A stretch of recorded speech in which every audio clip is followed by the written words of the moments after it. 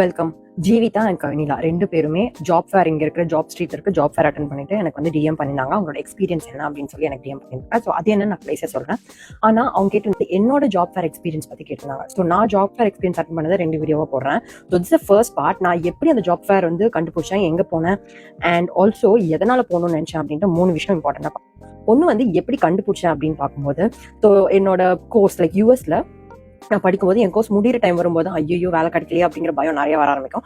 So அப்போ நான் என்ன பண்ணுவேன்னா, ரேண்டமா like universities, companies or professors or like யார் கிடைக்கிறாங்களோ லைக் லிங்க்டின்ல சர்ச் பண்ண ஆரம்பிப்பேன். நம்ம ரிலேட்டட் கண்டென்ட் யாரா போடுறாங்களான்னு பார்க்க ஆரம்பிப்பேன், யாரா போஸ்ட் பண்ணிருக்காங்களான்னு. ஸோ அவங்களுக்கு வந்து நான் வந்து மெசேஜ் பண்ணுவேன் ஆர் லைக் கனெக்ஷன் ரெக்வஸ்ட் கொடுப்பேன். அப்படி கொடுத்தப்போ அதுல ஒரு ப்ரொஃபசர் சொன்ன ஒரு ஃபேர் தான் அது.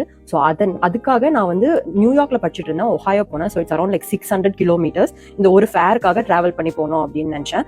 ஸோ இது நினைக்கிறதுக்கு 2 முக்கியமான ரீசன் இருக்கு. ஒன்று வந்து நான் நியூயார்க் போய் அங்கே அது வந்து எக்ஸ்பென்சிவ் சிட்டி.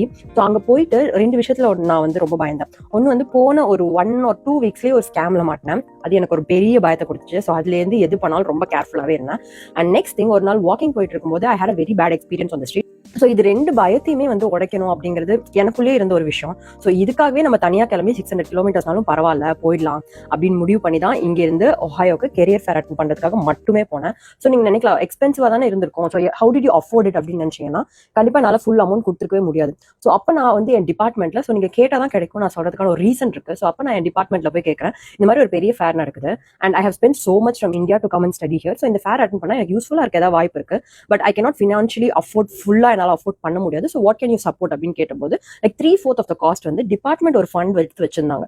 ஸோ அதில் வந்து ஒரு போர்ஷன் ஆஃப் த அமௌண்ட் வந்து ஆல்ரெடி டிபார்ட்மெண்ட் செலவுக்கு இருக்கும், அதில் ஒரு அமௌண்ட் எனக்கு கொடுத்து சரி நீங்கள் போயிட்டு வாங்க அப்படி சொல்லி கொடுத்தாங்க. ஸோ இது முக்கியமாக நான் சொல்றது எதுக்குன்னா, நான் ஃபேர் அட்டெண்ட் பண்ணதுக்காக காரணம் என்னோட பயத்தை போக்குறதுக்கு தனியாக வந்து எக்ஸ்ப்ளோர் பண்ண ஆரம்பிக்கணும். அண்ட் ஆல்சோ கேட்டால் தான் கிடைக்குங்கிற விஷயம் வந்து நான் அங்கே தான் தெரிஞ்சுப்பேன். அண்ட் அங்கே போய் ஃபேர் எப்படி அட்டெண்ட் பண்ணுறதை நெக்ஸ்ட் வீடியோவில் சொல்கிறேன், ஃபாலோ பண்ணிக்கோ.